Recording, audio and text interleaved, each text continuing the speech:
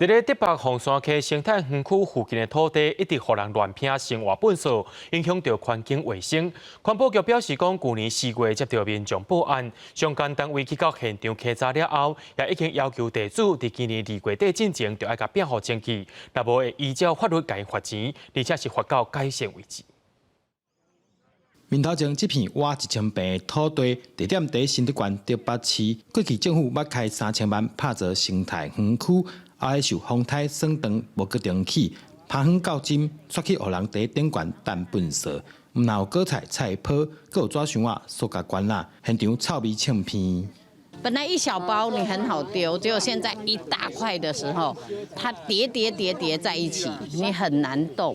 因为你变成要非常大的工程才能完全把它清干净，成为许多人丢弃垃圾的一个天堂。我想在竹北，这是让我们城市形象蒙尘的部分，我们感到非常的痛心哦。环保局表示，去年4月接到民众报案。 参相关单位现场勘查，要求地主限期改善，但今年2月底进前要甲变清气，那么依法开罚1200块至6000块，一直罚到改善为止。我们会看他的情节的状态，然后持续就是去做一些相关的巡查跟监督，然后就是如果这个部分相关的